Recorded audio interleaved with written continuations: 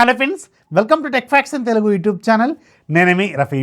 Friends, ఈరోజు నేను మీకు iQOO వాళ్ళు లాంచ్ చేయబోతున్న iQOO Neo 7 మొబైల్ని అన్బాక్సింగ్ చేసి దీనికి సంబంధించిన నా క్విక్ రివ్యూని షేర్ చేస్తాను. సో స్ట్రైట్ ఆన్సర్ 25,000 రూపాయల బడ్జెట్లో లాంచ్ అవుద్దని ఒక రూమర్ అయితే ఉంది.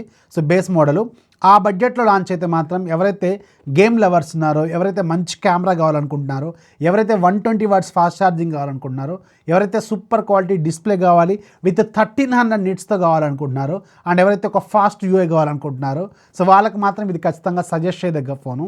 25,000 26,000 రూపాయల బడ్జెట్లో లాంచ్ అయితే ఇది killer deal with card offers. గుర్తుపెట్టుకోండి. ప్రైస్ తెలిసిన తర్వాత కింద కామెంట్స్లో రాస్తాను, అలాగే ఫస్ట్ కామెంట్లా కూడా పిన్ చేస్తాను. అక్కడ నుంచి దీనికి సంబంధించిన ప్రైజింగ్ డీటెయిల్స్ అనేది చూడండి. బాక్స్ పైన మనకి iQOO Neo 7 అని రాసి ఉంటుంది. అలాగే బ్యాక్ సైడ్ దీనికి సంబంధించిన ర్యాము, రోము, అలాగే మనకు కలర్ ఉంది. మన దగ్గర బ్లూ కలర్ ఉంది. And 12GB plus 256GB variant మన దగ్గర ఉంది. ఇది top model. And sir values ఇక్కడ ఉన్నాయి. సార్ వాల్యూ మీకు హెడ్కి 1.22 ఉంది, బాడీకి 1.11 ఉంది. ఇది ఇంటర్నేషనల్ స్టాండర్డ్స్ ప్రకారం 1.6 కంటే బిలో ఉంది. ఇది 1.2 కూడా క్రాస్ అని గుర్తుపెట్టుకోండి. ఎక్కువగానే ఉందని చెప్పొచ్చు అనమాట. అండ్ బాక్స్ ఓపెన్ చేస్తే బాక్స్ లోపల మీకు ఆబ్వియస్గా ఫోన్ ఉంటుంది. మన దగ్గర ఉంది బ్లూ కలర్ వేరియంట్. అండ్ ఒక TPU కేస్ ఉంటుంది. 120 వాట్స్ ఫాస్ట్ ఛార్జర్ ఉంటుంది. అలాగే Type-C కేబుల్ ఉంటుంది. అలాగే మీకు Type-C to అలాగే 3.5mm హెడ్ ఫోన్ జాక్ సంబంధించిన డాంగులు వీళ్ళు ప్రొవైడ్ చేస్తున్నారు. అఫీషియల్ బ్రాండ్ది. ఇది ఒక మంచి విషయం అని చెప్పవచ్చు. SIM ejector tool, user manual లాంటివి అయితే మనకి బాక్స్లో వస్తాయి. And coming to the design and build quality, ఇది మీకు చేతిలో పట్టుకున్నప్పుడు మాత్రం కొంచెం కాంపాక్ట్గానే ఉంటుంది. 6.7 ఇంచెస్ డిస్ప్లే అయినప్పుడు కూడా బెజల్స్ కొంచెం నేరోగా ఉండటం వల్ల మీకు కొంచెం చేతులు అయితే హ్యాండీగానే అనిపిస్తుంది. సింగిల్ హ్యాండ్ యూసేజ్ అయితే ఈజీగానే ఉంటుంది. అండ్ మీకు బ్యాక్ సైడ్ కొంచెం కర్వీగా ఉంటుంది. ప్లాస్టిక్ బ్యాక్తో వస్తుంది, గుర్తుపెట్టుకోండి. బ్యాక్ సైడ్ మీకు పాలికార్బోనేట్ ప్లాస్టిక్ అనమాట. చుట్టూ ఉన్న చేసేస్ లేదంటే ఫ్రేమ్ కూడా మీకు ప్లాస్టిక్ ఫ్రేమ్తోనే వస్తుంది, గుర్తుపెట్టుకోండి.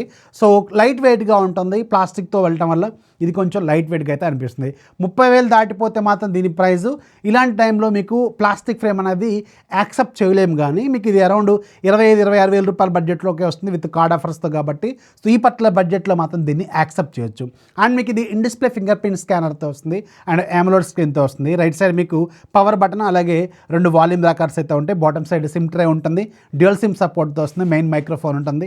Type-C పోర్ట్ ఉంటుంది. ఇక్కడ ఒక స్పీకర్ ఉంటుంది. టాప్లో ఒక స్పీకర్ ఉంటుంది. ఇది డ్యూయల్ స్టీరియో స్పీకర్స్తో వస్తుంది. టాప్లో మీకు సెకండరీ నాయిస్ క్యాన్సిలేషన్ మైక్ కూడా ఉంటుందన్నమాట. సో ఓవరాల్గా బిల్డ్ క్వాలిటీ మాత్రం సాలిడ్గానే ఉంది.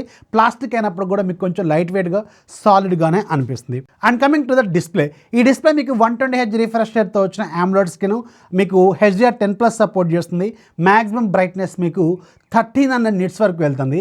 ఈవెన్ మీరు డైరెక్ట్ సన్లైట్ కండిషన్లోకి వెళ్ళినా కానీ మీకు డిస్ప్లే క్వాలిటీ మాత్రం సూపర్గా ఉంటుంది. ఇది చాలా ఎక్కువ బ్రైట్నెస్ ఇచ్చారు. 1300 నిట్స్ ఇచ్చారనమాట.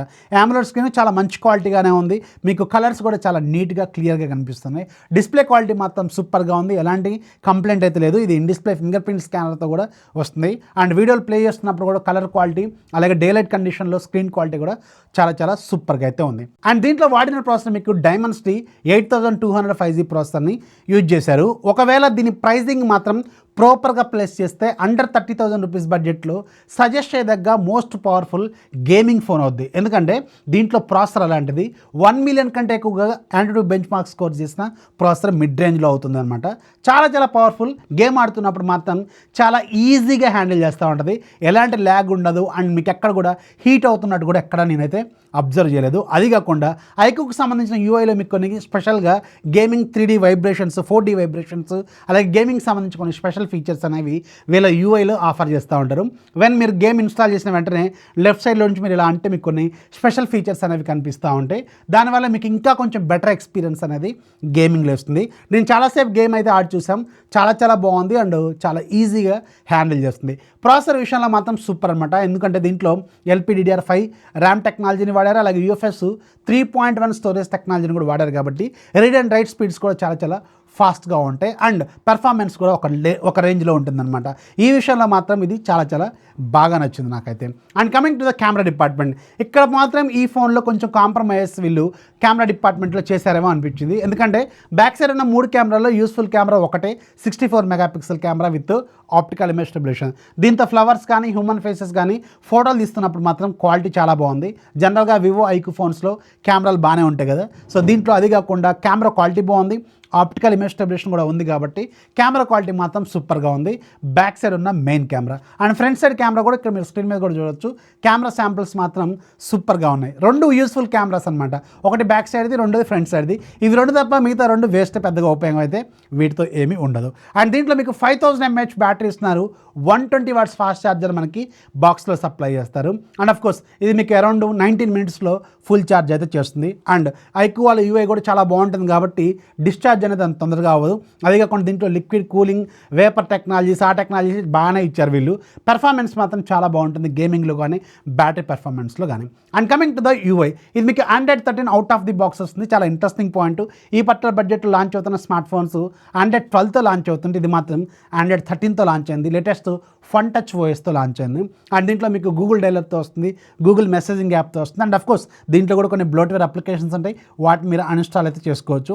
అండ్ సెట్టింగ్స్లో కూడా చాలా రకాల ఫీచర్స్ అయితే ఉంటాయి. వీళ్ళకి సంబంధించిన డైనమిక్ ఎఫెక్ట్స్ అని, మీకు యూఐలో చాలా వరకు యానిమేషన్స్ అని, ఫింగర్ ప్రింట్ యానిమేషన్స్ అని, అలా చాలా రకాల ఫీచర్స్ అయితే దీంట్లో కూడా వీళ్ళు ఆఫర్ చేస్తారు. అండ్ రిఫ్రెష్ రేట్ అడ్జస్ట్ చేసుకోవచ్చు.